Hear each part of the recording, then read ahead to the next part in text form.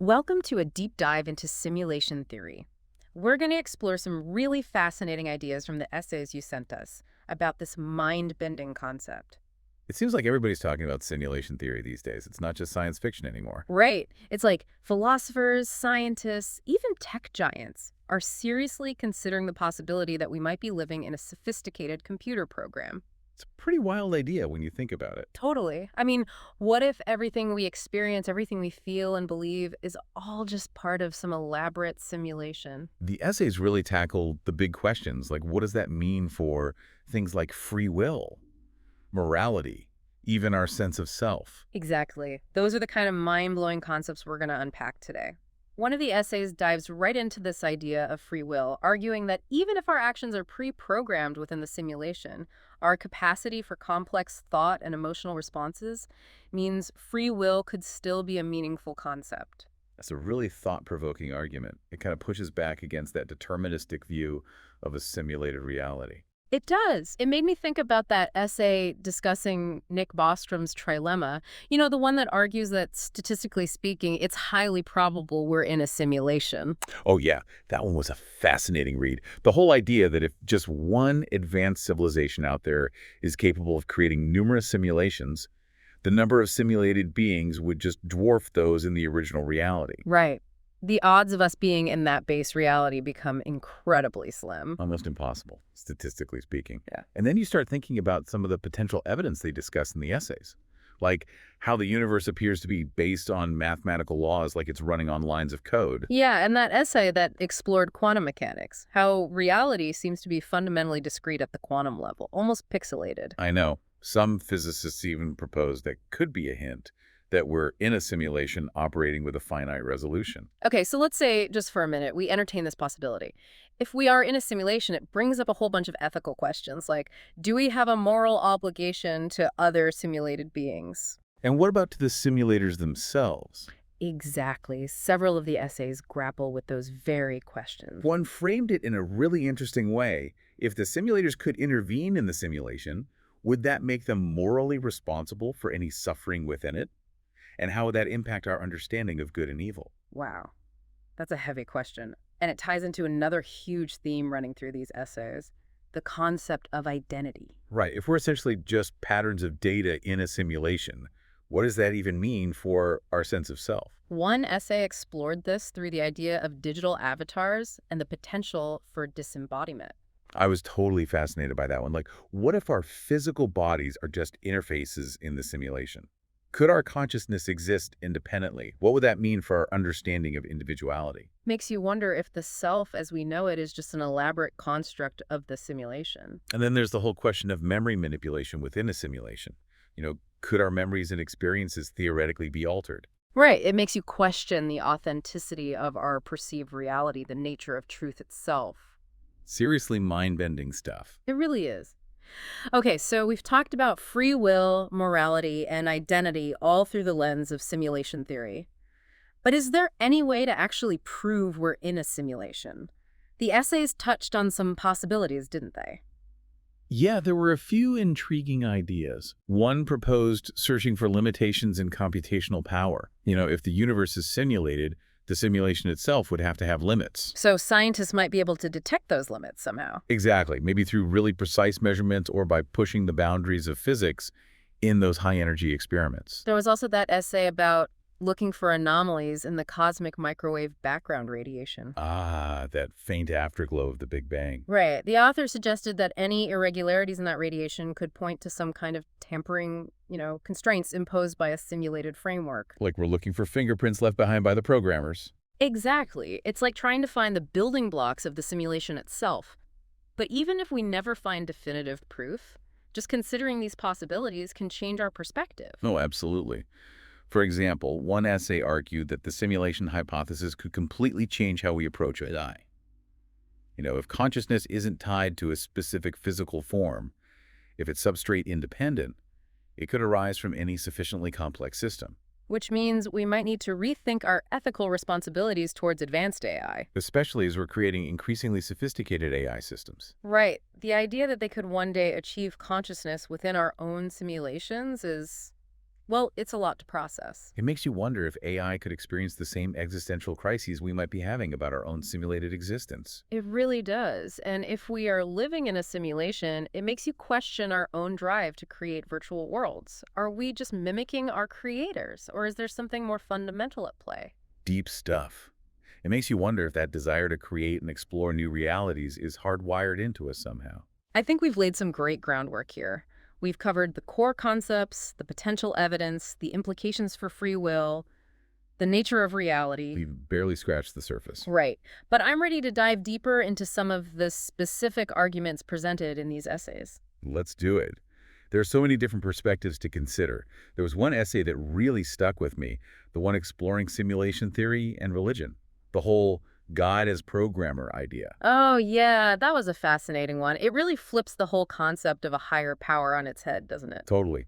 Instead of a divine being outside the universe, you have this possibility of a creator existing within the simulation, setting the rules, maybe even watching us. It makes you think about all those classic theological questions in a whole new light. Like, if our universe is a simulation, does that mean free will is just an illusion? Right. Is everything predetermined by the programmer's code? The essay actually suggested there might be a level of emergent behavior within the simulation that allows for genuine free will, even within a predefined framework. It's like maybe the programmer designed the simulation to give us a certain degree of autonomy. Even if they're ultimately in control. Exactly. Which then makes you wonder about their motivations. Why create a simulation in the first place? For entertainment, research, some kind of divine experiment. The essay explores all those possibilities, and it doesn't shy away from considering some pretty dark motivations, too. It really dives into the problem of evil, doesn't it? Oh yeah, that was a heavy part.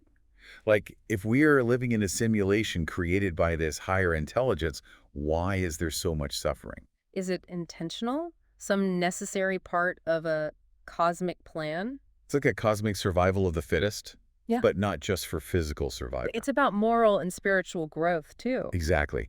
The essay even brings up the possibility that the programmer might not be all-powerful or all-knowing. Oh, interesting. Maybe they're limited by their own reality. Or maybe they're still learning and evolving just like us. It challenges that classic image of a perfect, all-powerful God.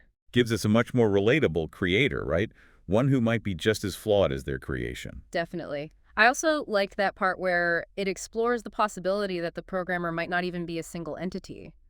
What if it's like a collective consciousness? Oh yeah, a network of minds working together. I like that idea a lot. It makes you think about interconnectedness on a whole other level, you know? Totally.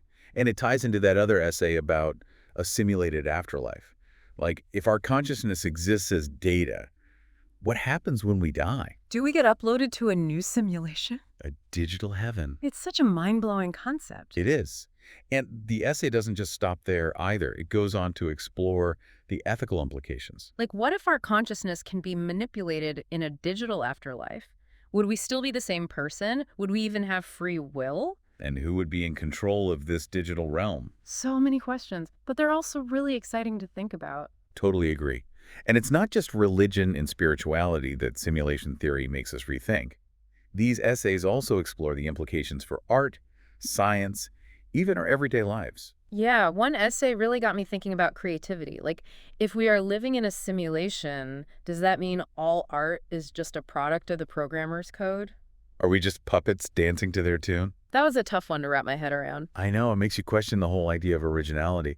But the essay makes the point that even within a simulation, our experiences and perspectives are still unique. So our art can be too. Exactly.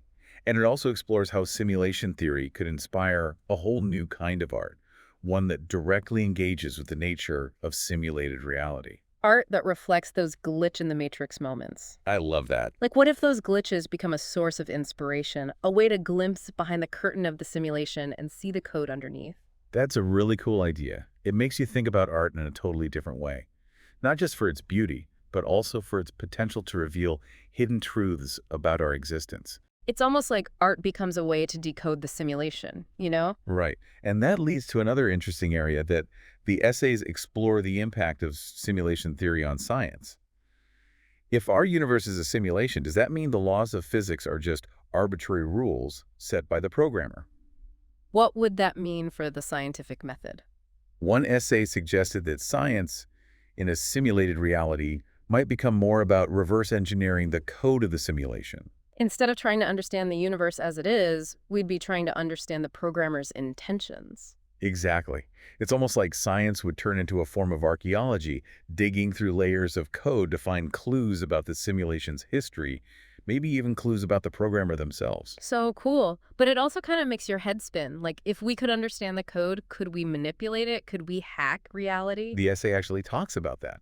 It brings up all these ethical dilemmas, like how do we use that power responsibly? What are the consequences of messing with the fabric of reality? It's like simulation theory is giving us a glimpse into the future.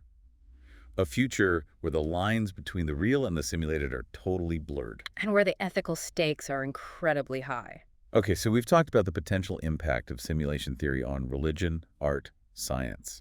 But what about everyday life? Does knowing or even suspecting that we might be in a simulation change how we approach our relationships, our jobs, our sense of purpose? I'm glad you brought that up, because one essay argued that even if we are living in a simulation, our experiences are still real. Our joys and sorrows are real, our successes and failures. All of it, it's all meaningful, regardless of the nature of reality. It's like even if the stage is fake, the emotions we feel on that stage are genuine. That's a great way to put it. And the essay actually suggests that acknowledging the possibility of a simulation could help us appreciate the present moment even more. Oh, I like that. Because if we see our lives as part of this grand, intricate simulation, we might be more inclined to savor the little things To really be present in each moment. and to cherish our connections with others. Because we're all in this together. Right? We're all navigating the complexities of this simulated world, whatever it may be. Okay, we've covered a lot of ground here. The theological implications, the potential for new forms of art and scientific discoveries. We even touched on the possibility of a simulated afterlife. But there's one thing we haven't really talked about yet, the arguments against simulation theory. Right. It's important to remember that not everyone buys into this idea. Let's hear what the other side has to say. One of the essays you sent actually pushes back pretty hard against the whole simulation theory idea. Oh, yeah. What kind of arguments does it make? One of the main criticisms is that it's ultimately unfalsifiable. Unfalsifiable, meaning, There's no experiment we could design that would prove or disprove it for sure. I see. It's like, even if we found what seemed like a glitch in the Matrix. It could just be explained away as part of the simulation itself. Right. Maybe the programmers want us to find those glitches. Exactly. That essay argues that without a testable hypothesis, simulation theory is more like philosophical speculation than actual science. So, fun to think about, but not something we can really prove or disprove. Right. And another essay points out that even if we could prove we were in a simulation, it wouldn't really change much about our lives. How so? Well, the laws of physics, the relationships we build, the experiences we have, they would all still be real to us, regardless of whether they're happening in a simulated reality or a base reality. Yeah. It's like that saying, if you can't tell the difference, does it really matter? Exactly. So that essay argues that it's probably more productive to focus on how we live our lives within the reality we experience, rather than getting hung up on whether that reality is simulated or not. Makes sense. So even if we never figure out the ultimate truth, We can still find meaning and purpose in our lives. and I think that's a really important point, but even if we set aside the question of whether simulation theory is true or not, there's still a lot we can learn from engaging with these ideas. Absolutely. It challenges us to think critically about our assumptions, to consider different perspectives. And those are valuable skills no matter what reality we're living in. One essay made the point that even if we dismiss simulation theory as pure speculation, it still has practical implications for how we approach our own creations. Especially as we develop more sophisticated virtual realities and AI systems. Right. We're essentially becoming the simulators ourselves. We need to think carefully about the potential consequences. One essay explored the idea of simulated sentience. Like, could the beings we create in our simulations one day become conscious? And if so, what ethical obligations would we have towards them? Would they have rights? Those are huge questions. And it's not just about AI, it's about any system we create that could impact the well-being of others, whether simulated or real. It's like simulation theory is giving us a glimpse into the ethical challenges of the future. A future where the lines between the real and the simulated are blurred even further. I think engaging with these questions now is crucial, before it's too late. We need to start developing ethical frameworks that can guide us as our technology advances. Okay, so we've explored the arguments for and against simulation theory, the potential evidence, the mind-blowing implications. Where does that leave us? I think it leaves us with a sense of wonder, you know? Whether or not we're in a simulation, the universe is an incredibly complex and mysterious place. The more we explore it, the more we realize we don't know. Exactly. Maybe one day we'll discover something that completely changes our understanding of reality, and this whole debate about simulation theory will be irrelevant. I like that I'll always open to new discoveries. But until then, I think it's important to keep an open mind, to be curious, and to never stop asking questions. I agree. And you know what? Even if we are just lines of code in a vast cosmic simulation, the experiences we have, the connections we make, the choices we make, they all still matter. That's a beautiful way to put it. Well, to our listener, we hope you enjoyed this deep dive into simulation theory. Keep questioning, keep exploring, and keep searching for truth in whatever reality you find yourself.